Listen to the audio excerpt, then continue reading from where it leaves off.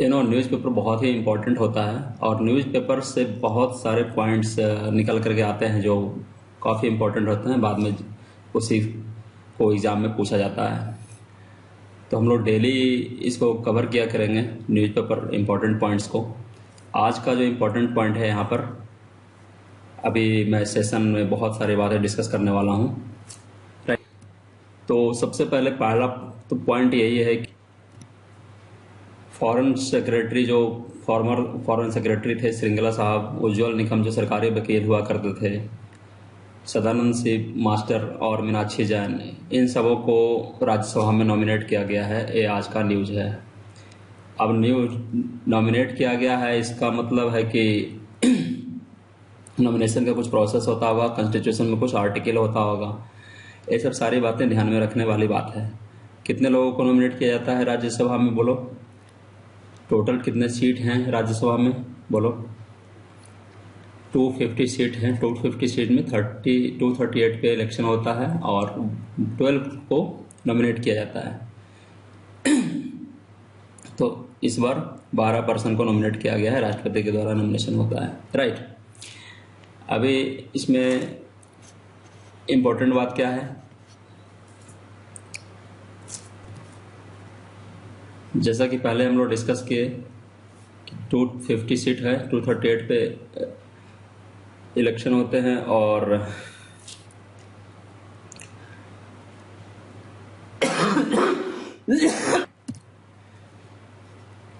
To 38 पे total representative चुने जाते हैं स्टेट और यूनियन टेरिटरी के। 12 जो होते हैं प्रेसिडेंट के द्वारा नॉमिनेटेड होते हैं। राइट, तो इसमें इंपॉर्टेंट बात यह है कि 4th शेड्यूल में इसका दिया गया। 4th शेड्यूल याद रखना, ठीक है। राज्यसभा में जो रिप्रेजेंटेटिव होते हैं स्टेट के, तो इसमें इंपॉर्टेंट बात यह था कि 4th शेड्यूल संविधान का, इसमें प्रोविजन दिया गया है allocation of seats in Rajya Sabha to the state and union territory. State से और यूनियन टेरिटरी से कितने मेंबर इलेक्ट होके या चुन करके आएंगे राज्यसभा में, ये डिटेल मेंशन है 4th शेड्यूल में। तो 4th शेड्यूल इंपॉर्टेंट पार्ट है इसका, कॉन्स्टिट्यूशन का, ठीक है।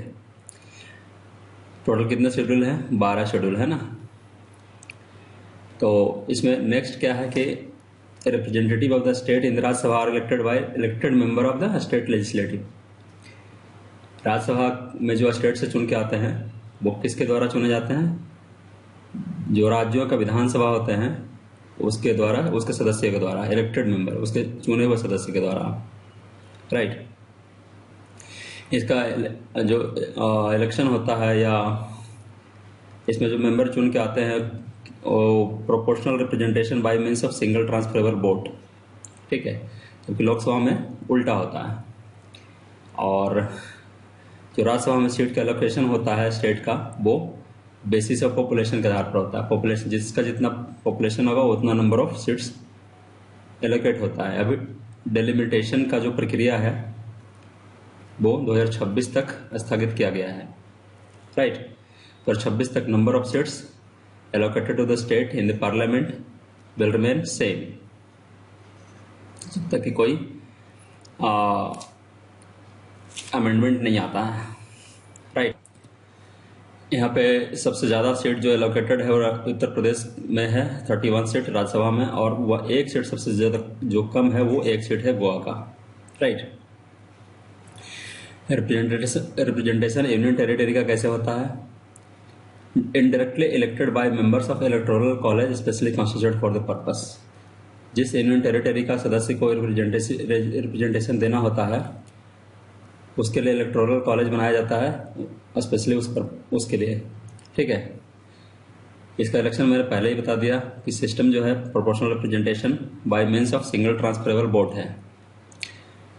7 जो टोटल यूनियन टेरिटरी हैं, जिस आउट ऑफ 7 ओनली 2, जिसमें दिल्ली और पुडुचेरी का ही रिप्रेजेंटेशन है राज्यसभा में।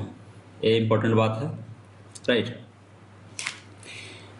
Population of other 5 union territory are too small to have any representation. इतना छोटा है, इतना पॉपुलेशन कम है कि उसका रिप्रेजेंटेशन कोई रिलेवेंट नहीं माना जाता है। राइट, प्रेसिडेंट जो नॉमिनेट करते हैं 12 मेंबर को, वो स्पेशल नॉलेज या फील्ड से होने चाहिए, जैसे कि आर्ट फील्ड, लिटरेचर, साइंस या सोशल सर्विसेज, इन सबों से होने चाहिए।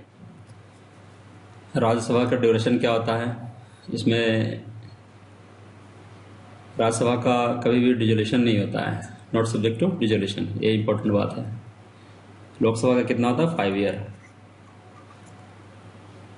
5 ईयर के बाद एवरी 5 ईयर इलेक्शन होता है, राइट।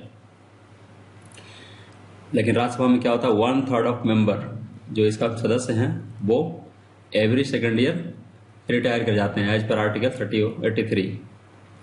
टोटल 6 ईयर का कार्यकाल होता है इनका राज्यसभा में, 6 years, right. Parliament in the representation of people act 1951 के हिसाब से या उसके अनुसार टर्म्स जो है राज्यसभा सदस्यों का वो 6 ईयर दिया गया है। कॉन्स्टिट्यूशन में इनका नहीं लिखा गया है, but representation of people act में लिखा गया है कि टर्म कितने ईयर का होगा जो, right.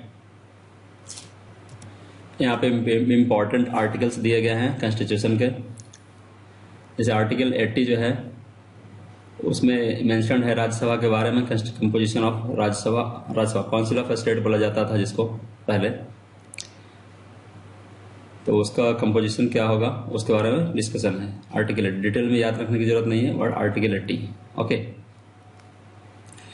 Role of nominated member, power and privilege क्या होगा इसके बारे में दिया गया है। सारे पावर जो अदर एमपी के होते हैं वो सब पावर एंजॉय करेंगे नॉमिनेटेड मेंबर भी। प्रोसीडिंग्स में भी, कार्रवाई में, राज्यसभा का जो कार्रवाई होता है रूटीन कार्रवाई, उसमें भी पार्टिसिपेट करेंगे डेली।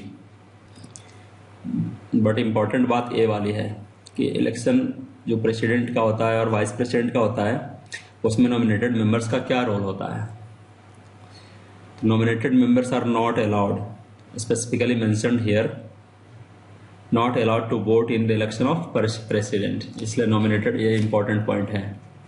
नॉमिनेटेड मेंबर जो होते हैं उनका रोल नहीं होता है प्रेसिडेंट के इलेक्शन में। Also they don't have right to vote in the election of vice president, vice president के इलेक्शन में भी कोई रोल नहीं होता है, ठीक है। तब रोल नहीं होता तो सिग्निफिकेंस क्या है इसका नॉमिनेशन का, क्यों नॉमिनेट किया जाता है इनको? तो इसमें इसके पीछे रीजन ये दिया गया है कि इमिनेंट पर्सन को जगह दिया जाए राज्यसभा में, जो कि इलेक्शन जीत नहीं सकते हैं अपने दम पर, बट वो रेनॉन्स्ड पर्सन है, वो समाज के लिए बहुत अच्छे आदमी हैं और देश के निर्माण में एक अहम रोल अदा कर सकते हैं, ठीक है। तो वैसे आदमी के लिए एक प्रोविजन बनाया गया है नॉमिनेशन का, राइट। इसमें वन मोर इम्पॉर्टेंट बात यह है कि जो प्रोविजन है इलेक्शन का राज्यसभा में वो किस कंट्री के संविधान से लिया गया है, तो साउथ अफ्रीका। इसको याद रखना बहुत ही इम्पोर्टेंट है। जो बहुत सारे प्रोविजन जो कॉन्स्टिट्यूशन में है वो किस कंट्री के कॉन्स्टिट्यूशन से लिया गया है वो पूछता है अक्सर एग्जाम में, तो ये साउथ अफ्रीका के संविधान से लिया गया है, ठीक है। अभी नेक्स्ट इसमें इम्पोर्टेंट बात यह है कि tribals in great Nicobar not against development but lack information about mega project. Actually great Nicobar project एक है जो निकल करके आया है उसको डेवलपमेंट के लिए, राइट। और उसमें क्या है कि बहुत सारे इन्वायरमेंटल कंसर्न हैं, इकोलॉजिकल कंसर्न हैं, और इसलिए इम्पोर्टेंट बात ये हो जाता है, राइट। इसमें इम्पोर्टेंट बात यह है कि इसमें दो मुख्य रूप से इम्पोर्टेंट बात है कि ग्रेट निकोबार प्रोजेक्ट क्या है, और अब जब बात हुआ है कि NCST national commission of scheduled tribe, तो इन दोनों के बारे में दो टॉपिक बहुत ही इम्पोर्टेंट हो जाता है। तो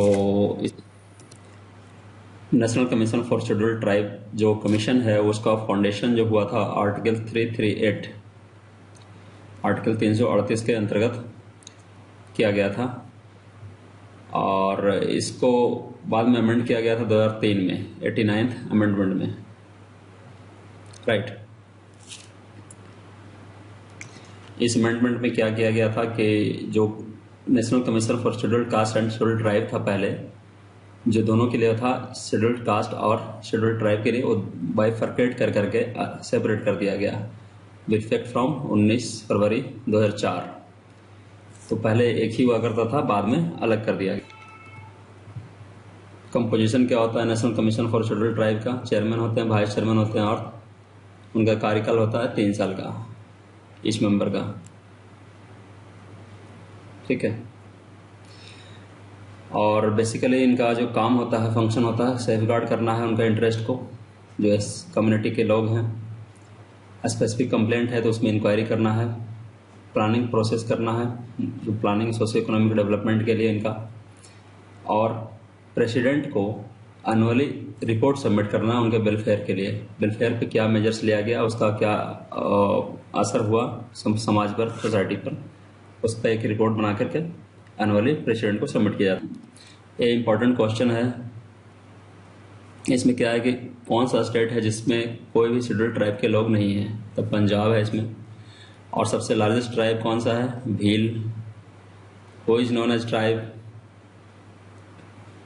इसमें क्या आंसर दे सकते हैं? Tribe is a collection of family bearing a common name, speaking a common language, occupying और profession to occupy community common territory. ठीक है, this is not important, this is important, this is important. अब next इस topic बहुत important है, इसमें one liner question आता है generally. INS Nistar, INS Nistar first indigenous, पहला स्वदेशी designed and built diving support vessel है। तो इसको याद रखने वाली बात सिर्फ यही है इसमें, first indigenously designed and built diving support vessel INS Nistar. अब नेक्स्ट टॉपिक इसमें इंपॉर्टेंट है कि प्रधानमंत्री मोदी जी को नामीबिया का हाईएस्ट सिविलियन अवार्ड मिला है। वो भी 5 कंट्री की यात्रा पर गए थे, जिसमें सबसे लास्ट लेग था उनका नामीबिया आफ्टर ब्राजील। ब्राजील में ये ब्रिक्स समिट अटेंड करने के बाद वो नामीबिया होते हुए भारत लौट आए। तो उन्हें बहुत सारी कंट्री से हाईएस्ट सिविलियन अवार्ड मिल चुका है। अभी लास्ट इनको नामीबिया से मिला है, इसके पहले ब्राजील से भी मिला था, उसके पहले त्रिनिदाद से भी मिला था, अर्जेंटीना में भी एक अवार्ड मिला था, city key to the city award.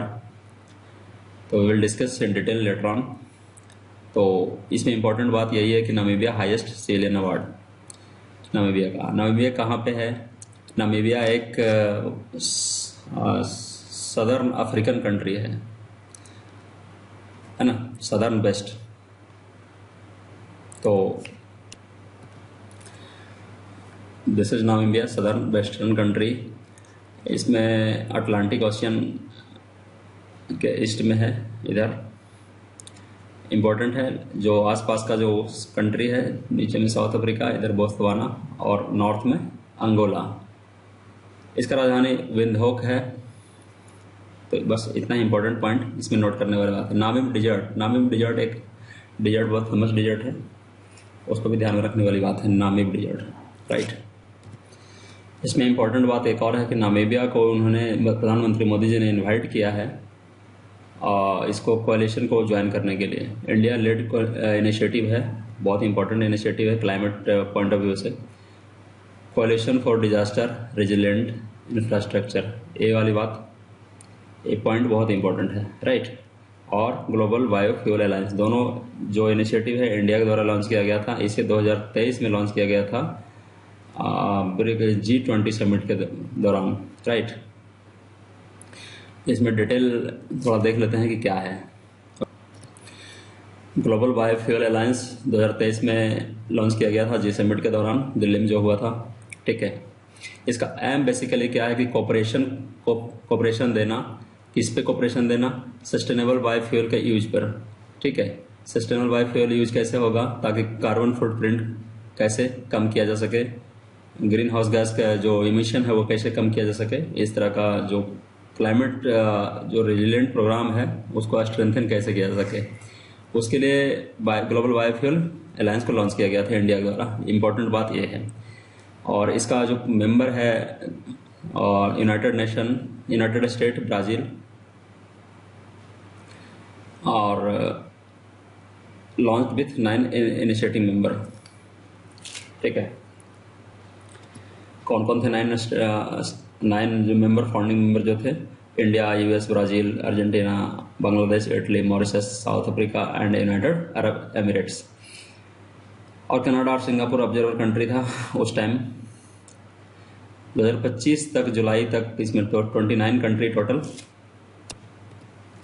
29 country और 14 total number of international organisation और मेंबर ऑफ दिस अलायंस। ठीक है, इसके पहले इंडिया ने ISA भी लॉन्च किया था 2015 में, राइट। जिसमें पेरिस क्लाइमेट में जो नेगोशिएशन हुआ था उसमें मोदी जी का इनिशिएटिव था, India led initiative, India and France led initiative, international solar alliance, that was also important. ISA 2015 में लॉन्च हुआ था, राइट। ये उसमें का है जब ग्लोबल बायोफ्यूल्स अलायंस लॉन्च किया गया था 2023 में नई दिल्ली में। बायोफ्यूल्स बेसिकली होता क्या है? बायोफ्यूल्स को बायोमास से ड्राइव किया जाता है। प्लांट का रेसिड्यू, एग्रीकल्चर का जो रेसिड्यू है, एनिमल का जो वेस्ट है, वो सब सारी चीज़ों को यूज करके बनाया जाता है। बायोफ्यूल्स सिग्निफिकेंटली क्लीनर होता है कन्वेंशनल फॉसिल फ्यूल्स। जैसे कोल से जलाते हैं तो GHG गैसेस जो है ना, ग्रीन हाउस गैसेस, CO2 ज़्यादा निकलता है। बायोफ्यूल्स कंप्लीट बर्न होता है, इसमें ग्रीन हाउस गैसेस कम निकलते हैं, राइट। तो इसमें इंपॉर्टेंट बात यह है कि 2 most common type of biofuels are used today, ethanol और बायोडीजल। ठीक है, 2 जो मोस्ट इंपॉर्टेंट या कॉमन जो बायोफ्यूल्स हैं आज के डेट में अवेलेबल, वो इथेनॉल्स और बायोडीजल। अक्सर सुना होगा आपने कि गन्ना के रेसिड्यू से बायो इथेनॉल में बनाने में काम आता है। ठीक है, अभी हमारा जो ग्लोबल बायोफ्यूल्स अलायंस है वो एक वाइट पेपर को प्रेजेंट किया था। उसमें कहा गया था कि non grain based biofuels market को एक्सप्लोर करने के लिए। ठीक है, इसमें non green biofuels based biofuels कैसे होता है, क्या होता है? जो बेस्ड ऑन फीड स्टॉक है and refers to biofuels produced from lignocellulosic feed stocks, agriculture and forestry residue, industrial waste and residue streams. इस तरह का जो भी रिसोर्सेस है उसको यूज कर करके नॉन ग्रेन बेस्ड बायोफ्यूल्स बना सकते हैं और उसे यूज कर किया जा सकता है। तो this was also important. Net zero emission, जो इंटरनेशनल एनर्जी एजेंसी का जो नेट जीरो इमिशन टारगेट है 2050 तक, उसमें सस्टेनेबल बायोफ्यूल का मैंने यूज करना बहुत ही इम्पोर्टेंट हो सकता है इस नेट जीरो इमिशन का जो टारगेट हासिल करने में। नेट जीरो क्या है? जितना आप प्रोड्यूस करते हैं कार्बन डाइऑक्साइड या ग्रीन हाउस गैस, उतना ऑब्जर्व भी करना है। That means net zero emission, right. तो ये था biofuels alliance, global biofuels alliance. दूसरा टॉपिक था coalition for disaster resilient infrastructure. Modi ji ने नामीबिया को इनवाइट किया है ज्वाइन करने के लिए, राइट। तो इसमें क्या है? CDRI, कोalition for disaster resilience infrastructure, एक मिटिगेशन प्रोग्राम है, मिटिगेशन टाइप प्रोग्राम है। इन्होंने लॉन्च किया था, मोदी जी के द्वारा लॉन्च किया गया था यूनाइटेड क्लाइमेट एक्शन समिट में 2019 में। इसका पार्टनर जो है एजेंसी है वो यूनाइटेड नेशन एजेंसी है, फाइनेंशियल इंस्टीट्यूशंस है, डेवलपमेंट बैंक्स हैं और नॉलेज इंस्टीट्यूशंस एक्सेट्रा, ये सब लोग इसको सपोर्टिव इंस्टीट्यूशंस हैं। CDRI का जो एम है वो क्या है कि कंट्री को एक अलायंस बनाता है जो शेयर करता है अपना एक्सपीरियंस को एक दूसरे के साथ मेन इंपॉर्टेंट इंफ्रास्ट्रक्चर पर, जैसे highway, railway, power station, communication इत्यादि। अगेंस्ट डिजास्टर, जब डिजास्टर हो तो इस पे ज़्यादा लिस्ट अफेक्टेड हो, इस तरह का जो मैकेनिज्म है अपना एक्सपीरियंस शेयर करने के लिए एक प्लेटफॉर्म है CDRI, right. It promotes resilience of infrastructure system to climate and disaster risk. उससे क्या इंश्योर करते हैं? Sustainable development. सतत विकास, ठीक है। इसका हेडक्वार्टर दिल्ली में है। The mission is to drive 10 trillion US dollar of new and existing infrastructure investment and services to be resilient to natural hazards and climate change, right? जो कि रिजल्ट क्या देगा? Well being of more than 3 billion people world wide by 2050। This is very important.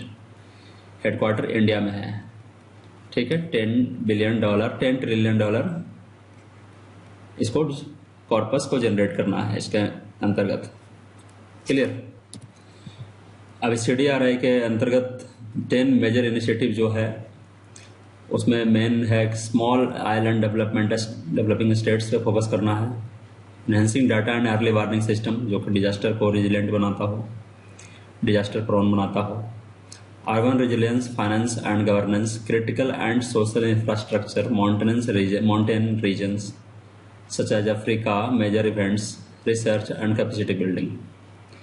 इस तरह का जो 10 major initiative है CDRI में अंतर्गत आता है, right.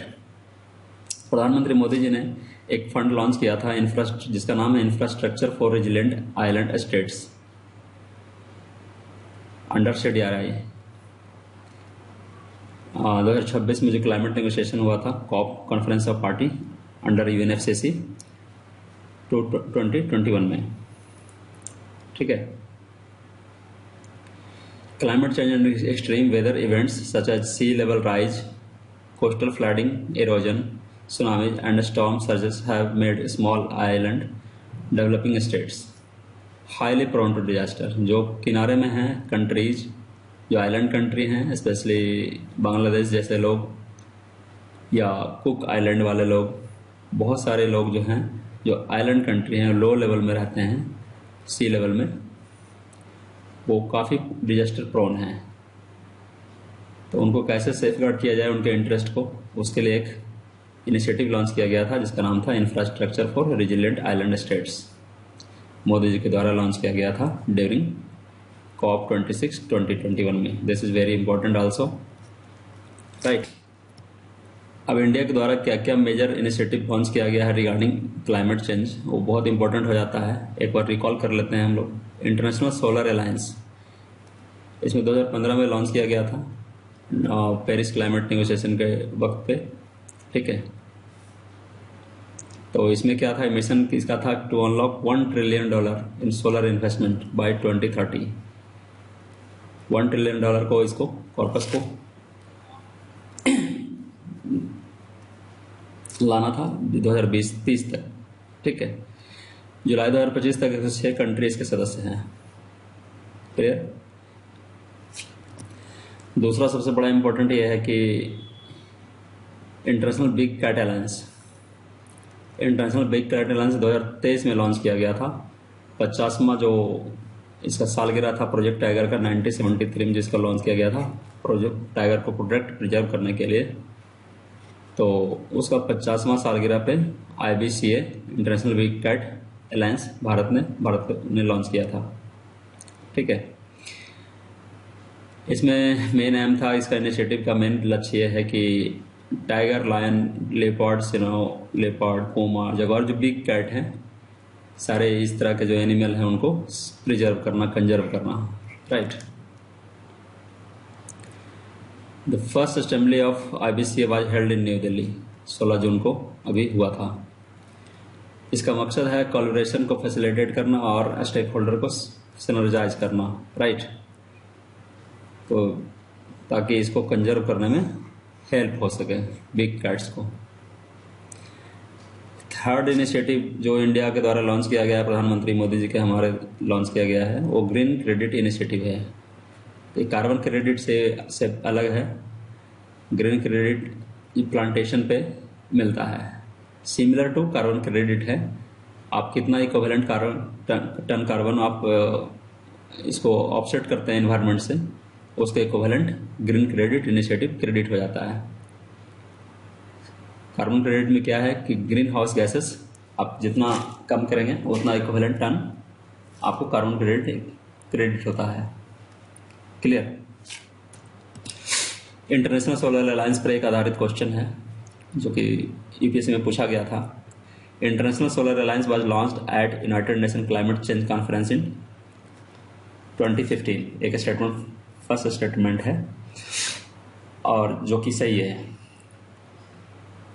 Alliance includes all the member, all, जहाँ पे भी ऑल, ओनली इस तरह का जो टर्म होता है वो ज़्यादा चांस होता है, हाईली चांसेस होता है कि गलत होगा क्योंकि एक्सट्रीम वर्ड होता है। तो alliances includes all the members country of the United nation, जो कि गलत है, राइट। तो इसे ओनली वन इज करेक्ट। अभी नेक्स्ट हमारा टॉपिक जो है वो करंट अफेयर का है, मराठा मिलिट्री लैंडस्केप। इसको यूनाइटेड नेशन जो यूनेस्को है, उस यूनेस्को प्रोग्राम है, उसके तहत वर्ल्ड हेरिटेज लिस्ट में शामिल कर लिया गया है मराठा मिलिट्री लैंडस्केप, जो recently included in the list of UNESCO heritage list, right. बहुत ही इंपॉर्टेंट है। इसमें टोटल 12 नंबर ऑफ मोनूमेंट हैं। कितने मोनूमेंट हैं टोटल? 12 नंबर।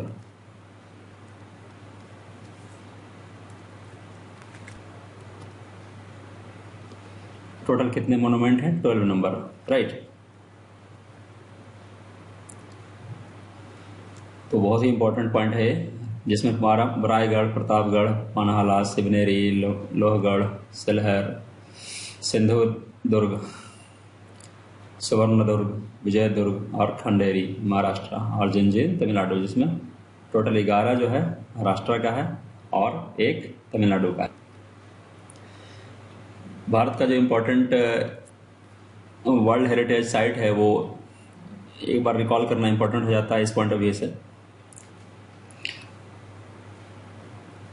तो इसमें स्टेट वाइज एक बार देखने से फायदा है, ठीक है। Qutub Minar, red fort complex और हुमायूं टॉम्ब जो कि दिल्ली में है। Great Himalayan national conservation park, कालका Shimla railway, Nanda Devi and valley of flowers national park, Taj Mahal, Fatehpur Sikri, Agra fort UP में, right. Keoladeo national park, Jantar Mantar Jaipur का, Jaipur city, hill forts of Rajasthan, Jaisalmer fort, Chittorgarh, Kumbhalgarh, Gagron fort, Ranthambore fort and Amer fort, सारा वर्ल्ड हेरिटेज साइट है, ठीक है। Archaeological survey of India, site of India, Mahavira archaeological site जो नालंदा में है, नालंदा महावीरा और Mahabodhi temple complex, Dholavira Harappa city, Rani ki Vav, historic city of Ahmedabad, Champaner, Pavagadh archaeological park Gujarat में है। सन टेम्पल जो उड़ीसा का कोणार्क मंदिर, वो भी हेरिटेज साइट में है। काजीरंगा नेशनल पार्क, मानस वाइल्ड लाइफ सेंचुरी और मैडम्स ऑफ आसाम, ठीक है। सुंदरबन नेशनल पार्क जो बंगाल में है, शांति निकेतन आइजवेल और Darjeeling Himalayan railway, Darjeeling Himalayan railway और कालका जो शिमला जो रेलवे है और एक और रेलवे जो है, तीनों को मिला करके हेरिटेज रेलवे ऐसा बोला जाता है, ठीक है। ऐसे इंपॉर्टेंट पॉइंट्स इंडिया के थे जो शामिल किए गए हैं, बार बार याद रखने से याद हो जाता है। अब एक इम्पॉर्टेंट न्यूज ये है कि स्पेशल इंटेंसिव रिवीजन, ऐसा पूछता है एग्जाम में अक्सर कि इस शब्द ये वर्ड जो है किससे रिलेटेड है। तो स्पेशल इंटेंसिव रिवीजन जब भी शब्द आए तो समझ जाना कि इलेक्शन से रिलेटेड है। इसमें बिफोर इलेक्शन जो बिहार में नेक्स्ट ईयर होने वाले हैं या अभी दिस ईयर, उसमें इलेक्टोरल रोल को रिवाइज किया जा रहा है, चूँकि बहुत सारे पॉपुलेशन का आधार कार्ड से मैच नहीं कर रहा है। Aadhaar number of Aadhaar card is more far greater than population there in the state, right. तो स्पेशल इंटेंसिव रिवीजन एक टेकअप किया गया है by the election commission for verification of the electoral roll. अब इसमें क्या है, एक एक्सरसाइज है, मिलिट्री जॉइंट एक्सरसाइज है, ये अक्सर एग्जाम में पूछता, बहुत इंपॉर्टेंट होता है। तो अभी हाल फिलहाल का जो जॉइंट एक्सरसाइज है जापान और इंडियन कोस्ट गार्ड के बीच में चेन्नई कोस्ट पे हुआ है, जिसका नाम है जामाता इंडियन कोस्ट गार्ड और जापान कोस्ट गार्ड के बीच में। ठीक है, बस इतना ही इंपॉर्टेंट पॉइंट है इसमें ज़्यादा कुछ याद रखने की जरूरत नहीं है, और बस इसको याद रखना है, राइट। लेकिन ये जरूर है कि बहुत सारे मिलिट्री एक्सरसाइजेज हैं जो 2025 में हुए रिसेंटली, उसको भी याद रखना जरूरी होता है और काफ़ी इंपॉर्टेंट होता है, एग्जाम में अक्सर पूछता है। तो इक्वेरिन किसके बीच में है, एक तो याद रखना है कि किसके बीच में हुआ है, कंट्री, ठीक है, और दूसरा प्लेस कहाँ पे हुआ है। तो एक्सरसाइज इक्वेरिन का नाम है, इसका बीच में इंडिया और मलेशिया के बीच में, बहुत इंपॉर्टेंट है। उसी तरह से desert hunt Indian army navy और एयरफोर्स, अपना जो इंडियन आर्मी नेवी और एयरफोर्स के बीच में हुआ है, जोधपुर में रिसेंटली हुआ है 2025 में, राइट। बोनो सागर नेवल एक्सरसाइज इंडिया और बांग्लादेश के बीच में, बंगाल की खाड़ी में, ठीक है। और इसी तरह से बरून नेवल एक्सरसाइज इंडिया और फ्रांस के बीच में अरेबियन सी में हुआ था मार्च में, right. Dragon exercise sea dragon Australia, India, Japan, Korea and US, जिसमें क्वाड के मेंबर हैं, QUAD, क्वाड के सदस्य हैं ऑस्ट्रेलिया, इंडिया, जापान और यूएस, क्वाड के सदस्य जो हैं। और बाकी कोरिया, कौन सा Korea, of course South Korea, right, South Korea.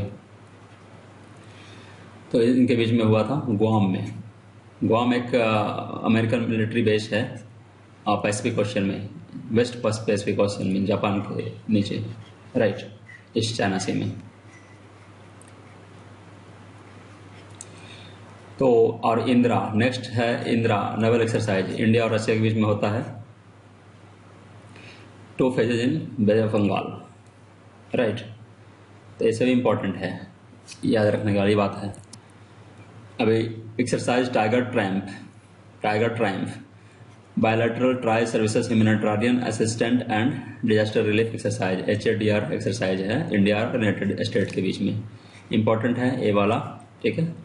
Eastern sea board of India. अगला नेक्स्ट है dust lake 6 military exercise, India और उज्बेकिस्तान के बीच में है, जो कि औंध में हुआ था, पुणे में, अप्रैल में, राइट। पैसेज एक्सरसाइज पैसेक्स के किसके बीच में है, India UK naval drill, north Arabian sea में हुआ था, ठीक है। शक्ति सीरीज का आठवां वर्जन है शक्ति का, इंडिया और फ्रांस जॉइंट मिलिट्री एक्सरसाइज है। कैंप लारजैक ला कैवलरी फ्रांस में हुआ था, ठीक, जुलाई में, अभी रिसेंटली। और सबसे लास्ट पॉइंट तो मैंने बोला ही अभी, तो जामाता is between Japan and Indian coast guard, Chennai में भी रिसेंट में हुआ है, ठीक है। 2024 में भी सेम बहुत सारा सिमिलर टाइप का एक्सरसाइज हुआ है, बट ये इंपॉर्टेंट उतना नहीं होता है क्योंकि ये बार बार रिपीट होता है ना, रिवाइज होता है, इसलिए एवरी ईयर। 2025 वाला तो जरूर याद रखो आप लोग, ठीक है। नेक्स्ट टॉपिक ये था कि centre to roll out biometric based registration under portion 2। इसमें इंपॉर्टेंट पॉइंट क्या है, पोर्शन 2.0 क्या है, बस इसमें इंपॉर्टेंट पॉइंट यही है। पोर्शन 2.0 एक प्रोग्राम है, ministry of women and child के द्वारा इनिशिएटिव दिया गया, ताकि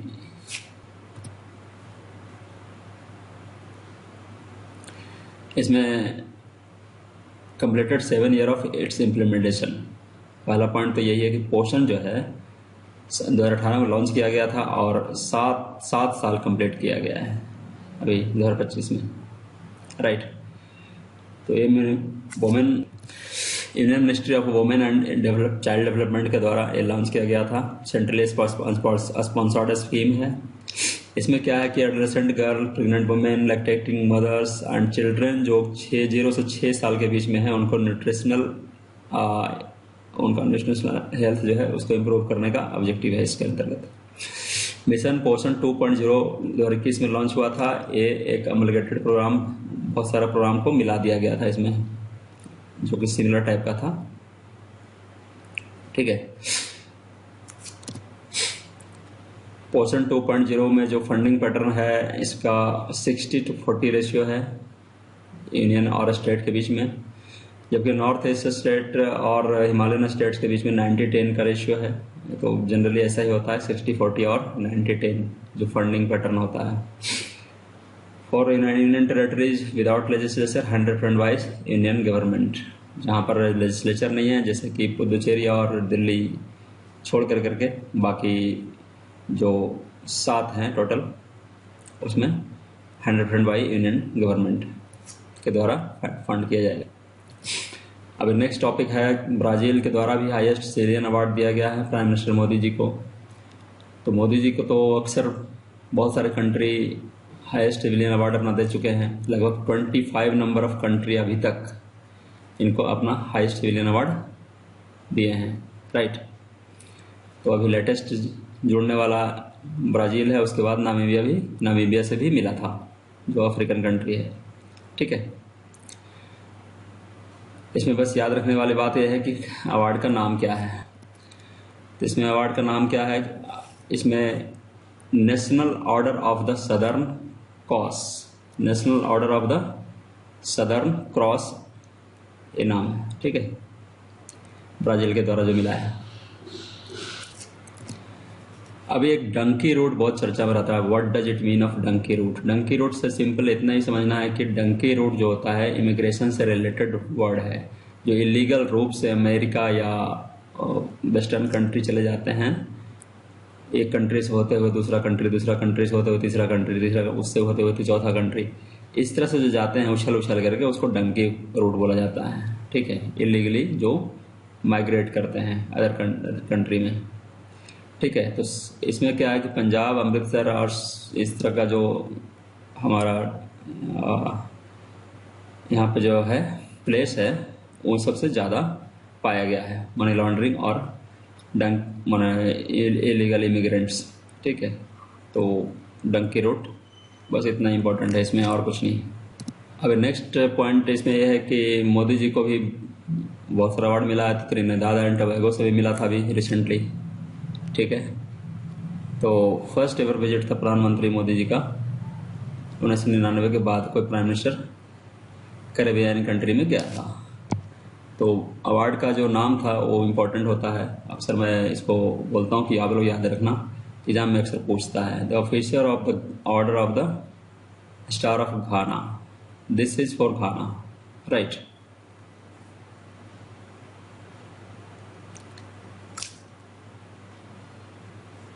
ओके, तो इसमें इम्पोर्टेंट तो यही था। और इसके बाद घाना से भी मिला था, घाना से भी नेक्स्ट मिला था इनको। इसका अवार्ड का जो नाम था वो the star of the Ghana, officer of the order of the star of the Ghana, ठीक है। तो ये सब कंट्री से इनको अभी रिसेंटली मिला है, पूछता है छोटे छोटे एग्जाम में, राइट। नेक्स्ट था अभी जो इसी बीच में अर्जेंटीना भी गए थे ब्रिक्स समिट में पार्टिसिपेट करने से पहले अर्जेंटीना, तो उसमें एक इनको अवार्ड मिला था key to the city of Buenos Aires. Buenos Aires capital city है अर्जेंटीना का, अर्जेंटीना एक साउथ अमेरिकन कंट्री है और वहाँ का फुटबॉल बहुत फेमस गेम है, यू ऑल नो वेल। तो बुएनस आयर्स में उनको की टू द सिटी अवार्ड से नवाजा गया था, ये इंपॉर्टेंट पॉइंट था, ठीक है। और इसमें घाना एक साउथ वेस्ट अफ्रीकन कंट्री है, ये जो इक्वेटोरियल कंट्री है, इक्वेटर के नज़दीक है, काफ़ी गर्मी पड़ती है, ह्यूमिड मौसम रहता है वहाँ पे, क्लाइमेटिक जो सिचुएशन है काफ़ी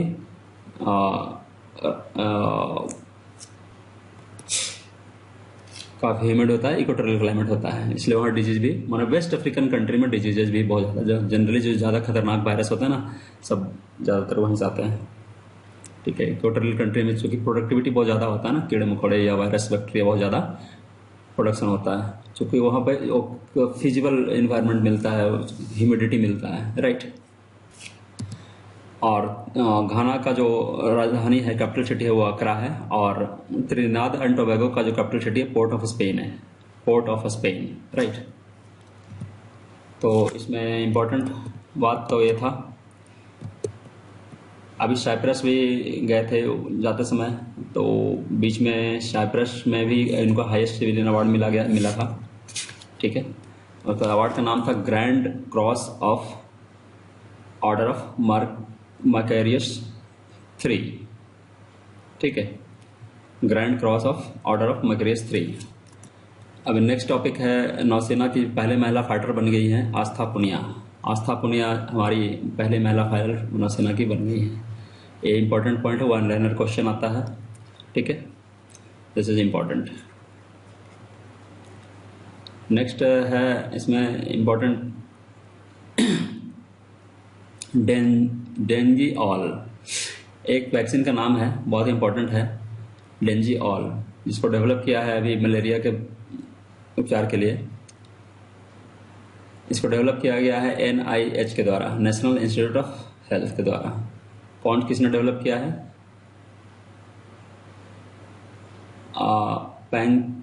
पैंकिया बायोटेक लिमिटेड।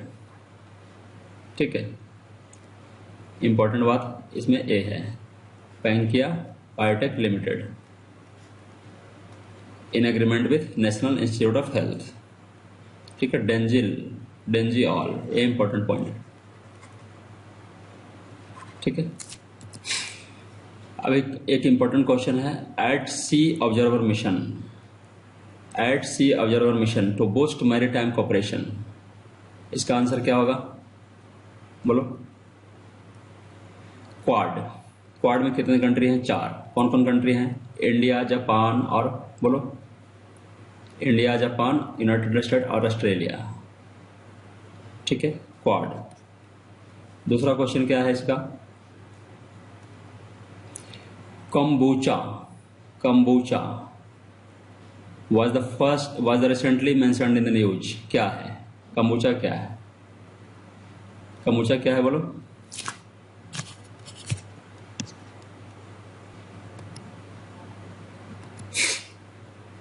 कंबूचा एक फर्मेंटेड टी है, जो ब्राजील में एक स्टडी में पाया गया कि कंबूचा जो है एक फर्मेंटेड टी है, वो गट बैक्टीरिया को इम्प्रूव करने में सहायक है, जो पेट के डिजीज को हील करता हो या उसको हेल्प करता हो ठीक होने में। ठीक है, तो इसका राइट आंसर क्या होगा? फर्मेंटेड टी, और इसका क्वाड। अभी नेक्स्ट है 3x35 इनिशिएटिव, बहुत इंपॉर्टेंट है। पूछता है कि 3x30 इनिशिएटिव क्या है, तो इंपॉर्टेंट है। 3 इनिशिएटिव है जो 2035 तक इसको हासिल करना है, उसी का नाम है 3x35। किसके द्वारा लॉन्च किया गया है? लॉन्च किया गया है WHO के द्वारा। This is important. ठीक है, 3x35 याद रखना आप लोग। 335 इनिशिएटिव, इसमें क्या है? $1 ट्रिलियन को रेज करना है अगले 10 साल में, 25 से 35 के बीच में। ठीक है, इसमें क्या है कि इस तरह का जो भी प्रोडक्ट है, जो टोबैको, अल्कोहल और शुगर ड्रिंक्स है, उस पर 50% लगभग टैक्स बढ़ाने का प्रावधान किया या मांग किया गया है, ताकि इसको कंजप्शन को डिस्करेज किया जा सके। साथ ही साथ जो इससे उत्पन्न होने वाली बीमारियां हैं उससे लड़ने के लिए फंड रेज हो सके। तो इसमें मेनली 3 तरह का जो इनिशिएटिव है, जो कि पहला, मोबिलाइजिंग कंट्री। ठीक है, partner will engage head of state, finance and health ministries and civil society to build political momentum. Countries participating in initiative will benefit from peer learning, strategic support and global recognition. This one and this one, 3 initiative वही हासिल करना है। 3 की actions को लेना है 2035 तक। 3x35, this is why we call. Next topic है DIF। DIF क्या है? इसमें digital India foundation. Digital India foundation is strongly opposing Pakistan AI technology centre inclusion in AI alliance network. इसमें क्या है? एक इंपॉर्टेंट पॉइंट यह है कि AI अलायंस नेटवर्क जो कि लॉन्च किया गया था G20 समिट के दौरान। ठीक है, सॉरी, G20 नहीं, ब्रिक्स समिट के दौरान 2024 में। इसमें AI पर अपना शेयर करने, कोऑपरेशन करने के लिए सदस्य कंट्रीज के बीच में, ब्रिक्स सदस्यों के बीच में, ब्रिक्स कंट्री सदस्यों के बीच में। उसमें पाकिस्तान का जो एआई टेक्नोलॉजी सेंटर का जो इंक्लूजन हुआ है या होने का प्रपोजल है, उसका अपोजिशन किया है डिजिटल इंडिया फाउंडेशन ने। ठीक है, तो इसमें इम्पोर्टेंट पॉइंट यही है कि AIAN नेट जो कि लॉन्च हुआ था 2024 में ब्रिक्स कंट्री सदस्यों के द्वारा, ब्रिक्स समिट के दौरान। ठीक है, आज के लिए इतना ही, और ऐसे ही इंफॉर्मेटिव वीडियो के लिए लाइक, सब्सक्राइब और शेयर तो बनता है। Thank you.